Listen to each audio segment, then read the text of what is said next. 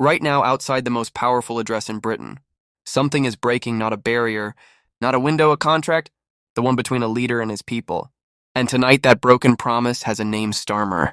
Thousands are flooding Downing Street, not with pitchforks or theatrics, but with bills in their hands, energy bills that tripled, heating bills that forced impossible choices, the kind of bills that don't care about your politics.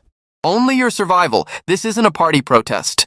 This is a people's revolt. And if you're watching this, you probably understand why.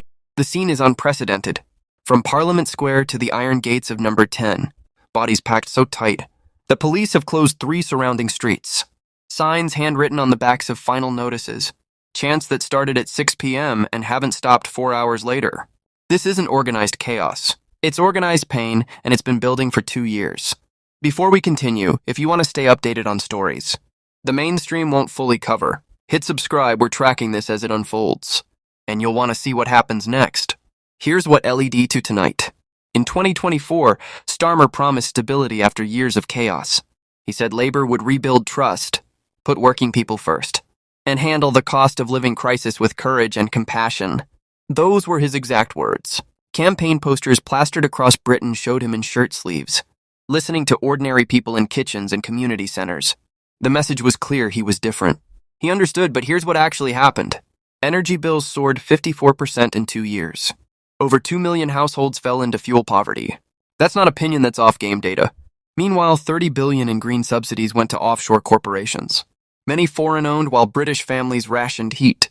The disconnect became impossible to ignore. While ministers preached sacrifice, their own expenses showed heated second homes and chauffeur-driven cars idling outside Parliament. When questioned in Parliament last month, Starmer called these concerns short-term thinking and insisted net zero targets were non-negotiable. That phrase, non-negotiable, landed like a slap to millions, who didn't negotiate away their heating either. They just lost it. The clip went viral within hours. Not because of what he said, but how he said it. Dismissive practice, like he was reading from a script, written by someone who'd never worried about the cost of keeping their children warm. Look at who's out there tonight. Not extremists. Nurses from the NHS still in their scrubs after 12-hour shifts. Holding signs that read, "I save lives but can't afford to heat my home." Teachers who've watched kids come to school in winter coats because their parents can't afford both breakfast and heating. Pensioners who worked 40 years and now choose between medication and warmth. Small business owners whose energy costs quadrupled, forced closures. A bakery in Leeds, a pub in Cornwall, a print shop in Manchester. All gone. These aren't climate deniers. They're people asking a simple question. Why are we funding foreign wind farms while British children sleep in winter coats indoors? And why is asking that question treated like heresy? The response from government officials has been telling. Energy Secretary Sarah Jones called protesters useful idiots for fossil fuel companies. Climate Minister David Walsh suggested they were scientifically illiterate. But standing in that crowd tonight, you don't see idiots, you see abandoned people finally finding their voice. Here's the uncomfortable truth. Starmer won't say you can't save the planet by destroying the people on it. Net zero isn't the enemy, a net zero plan that punishes the poor, while protecting the powerful is, and that's exactly what we've gotten. Green levies don't touch the wealthiest. They crush fixed-income families. Carbon taxes don't hurt corporations with offshore accounting. They shutter local factories. The wealthy install solar panels with government rebates. The poor choose between light and heat. When energy giants posted record profits last year, $4.1 billion combined. Starmer's response was a windfall tax so full of loopholes, it collected less than 30% of projections. Shell paid an effective rate of 19%, BP 22%. Meanwhile, a single mother in Birmingham pay 100% of her doubled energy bill. With no loopholes, no accountants. No escape. That's not governing. That's theater, and the audience has stopped clapping. The economic numbers tell a brutal story. In 2024, 8% of British households were in fuel poverty. Today, that number is 14%. That's 4 million homes where people spend more than 10% of their income just to stay warm. Among pensioners, it's worse. Nearly 1 in 4 now ration heating. Hospital admissions for cold-related illnesses are up 31% in 2 years. 3 elderly people died last winter in South London alone, found in homes with the heating turned off to save money inside. Note 10 right now. Advisors are likely telling Starmer this will blow over, that it's just noise, but listen to that noise. Those chants aren't fading and they're multiplying. Because this isn't about one policy or one bill anymore. It's about respect. It's about being heard when you say, well, I can't afford this. It's about leaders who remember that politics isn't a chess game. It's people's lives, and right now, those lives are being sacrificed on an altar of targets, set by people who will never feel the cold. Starmer built his career on being the sensible one, the lawyer, the details guy, the man who cross-examined witnesses and found the truth in the testimony. But somewhere between opposition and power, the details stopped including regular people. His speeches became PowerPoints, his answers scripts, and his empathy, it vanished behind the word necessary. He called rising costs necessary sacrifice. Easy to say when your heating is covered by taxpayers. Easy to preach when you've never sat at a kitchen table, calculating whether you can afford to boil the kettle.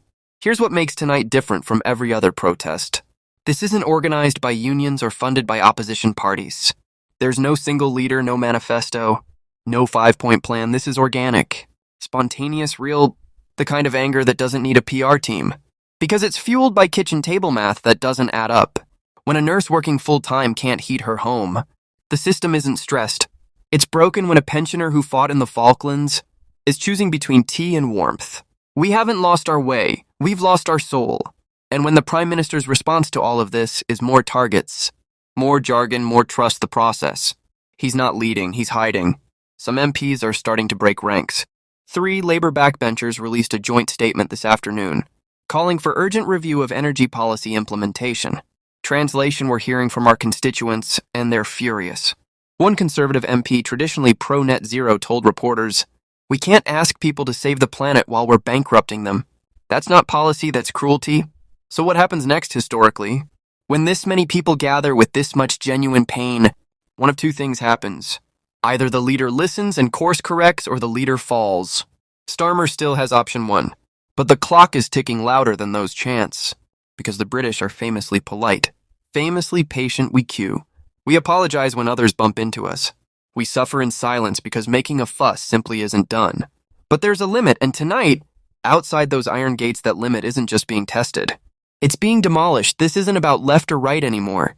It's about up or down. Those up top making decisions and those down here living with them. And right now, the people down here are making something very clear. They're done being managed. They're done being lectured. They're done sacrificing, while watching those in power sacrifice nothing. If Starmer truly believes he's on the right side of history, then he needs to come outside. Not with a statement, not with a tweet, with his ears open and his script thrown away. Because history isn't written by politicians who hide behind talking points. It's written by people who refuse to be silent. When the cost of speaking becomes less than the cost of staying quiet, and tonight Britain has done the math, the question isn't whether this movement will fade. Movements like this don't fade when they're built on something real. They grow, they spread, they change things. The question is whether Starmer will listen before it's too late. Before this becomes not just a political crisis, but a legitimacy crisis. Before Starmer must go.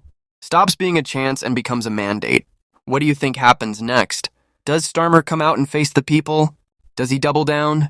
Or does he do what so many leaders before him have done, and hope silence makes it go away?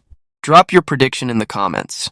And if you believe this story matters, share it. Not for us, for every person who's been told their struggle is just part of the transition. They deserve to know that they're not alone. This is just the beginning.